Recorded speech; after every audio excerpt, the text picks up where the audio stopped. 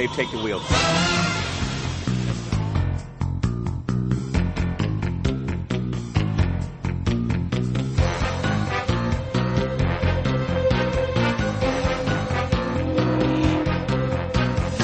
Okay, shh.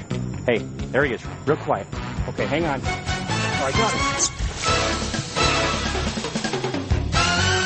Well, before Monavie, I was a carpenter contractor, just like everybody, 9-to-5 job. Worked all day, came home late, had a good dinner, sat in the easy chair, and watched TV and crashed. You know, it was really pretty ordinary. Kim and I are high school sweethearts. I don't like to say that really because she's been my sweetheart for 32 years.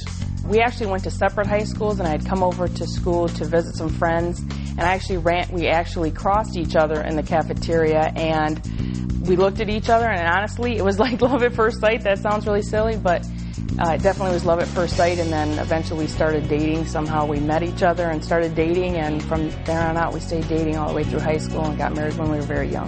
Steve Merritt called me on the phone, good buddy of mine. He said, hey, a friend of mine named Charlie Kalb is introducing a nutritional beverage to market from North Florida to South Florida. I want you to meet him. What's nutritional beverage? I mean, I was a carpenter. I thought a nutritional beverage was Bud Light. And he explained to me that it was fruits and would I like to meet Charlie? And I said, sure. The first thing I really said was, TV's getting pretty bad. I'd be glad to come over and meet Charlie. Kim told me, she said, don't get in anything. So I went over there with Steve, and they showed me the berry brochure, and they poured the juice and drank it. They flipped the enrollment form over, and within 7 minutes, I was signing up in Monavie because those guys were so excited. So then I called Kim, and I said, hey, Kim, you got to come over and meet Charlie and Debbie. And she said, what are you doing over there? So I was busted right away. You know what? When we had a 9-to-5 job, we really couldn't spend as much time together. The kids are off college today, and I'd have to be off at work. But now that I'm semi-retired with Monavie, we're able to spend a lot of time together here. We're at one of the #1 shopping places in town, and the girls are having a time of their life, and the guys, we're just kind of nervous. We wonder, we're going to go eat. Well, I was pretty much involved right from the start. I mean, I didn't really want to build a business, but after I got over that, we started doing some meetings with Steve and Gina Merritt, realized how excited people were. I was totally on board. And right from the start, we treated this like a big business. Well, you know, it was incredible because our income just grew beyond belief. We never thought we'd ever make that kind of money. So I literally started feeling differently about my hammer. As a matter of fact, I didn't want anything to do with it. So I was it was nervous because for 30 years I was a carpenter. So here I called all the guys I did carpenter work for, and I told them at first, 6 months into the business, I told them I was going to take the summer off because I wasn't quite sure. So it was kind of funny. So now I'm sitting at home, and I'm rocking on my porch, looking out at the lake, thinking, I'm the berry man. You know, it was really kind of crazy. I built this out in the acreage, out where all the good old boys are. And the motto for the company was, drink it, feel it, share it.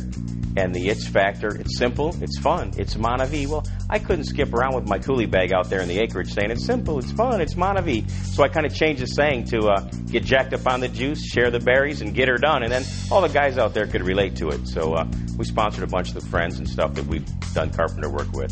This business grew quickly to a largely successful business, and so we needed an area to put the home office, so we created one. It's in a little corner in the house, so it didn't involve a lot. Basically, you can run a business of this magnitude with unbelievable residual income right from your home. You know, it was really pretty neat because we moved to South Florida, and there was all kinds of wealth down here. Bentleys all over, Rolls Royces, and I told Kim, I said, you know what? By the time we're 30, we're going to own one of those. Because I started my own construction company, my carpentry business, and we're working really hard and making good money. And so here we are. I said, by the time we're 30. Well, 30 started to approach, and I'm thinking, wow, Bentleys are kind of expensive. So I went down and we bought a Cadillac. And so, hey, we enjoyed that. But then all of a sudden, 40 started to approach, and we realized that, wow, we can't even afford a Cadillac. So here we are. A short period after that, we get in Monavie, and we started drinking the juice, and we started prospering. I started, the dreams that I'd put on the shelf of the Bentley, I got them back out, and I started going around the Bentleys. For years, I would go to the Rolls Bentley dealership when everybody else was asleep to keep my dream alive, and I started doing that again. And when I finally got to the Bentley dealership during business hours, I'd met the salesman, and he said, wow, how do you know so much about these Bentleys? And I said, you know what, there's never been another man in this town that's walked around this dealership this much without ever buying a Bentley.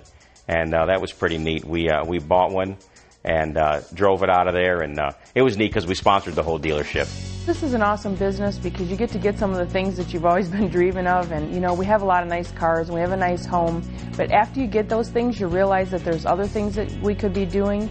And so, you know, with the MORE project, and things just keep coming our way where we are able to help people, and we don't have to, you know, we're not concerned over our finances anymore or anything else that we're doing, so we're able to help other people. And you know, it was really pretty neat when I met Charlie.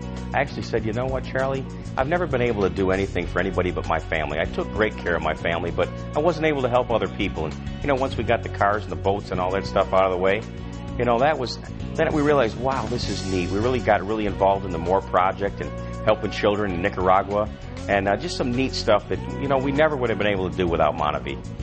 My brother Jeff in Michigan's in Emerald, and Stacy and Van, my sister Stacy, they just knew Blue Diamonds in the business. My brother Michael out in D.C. is just scratching on Ruby right now. My sister Tammy now is just really excited about the business. She's going to move on. I called them all and I said, hey, look, I'm going to get rich. And I'll tell you, rich is relative. We were rich before Monavie. Food in the refrigerator. The kids were healthy.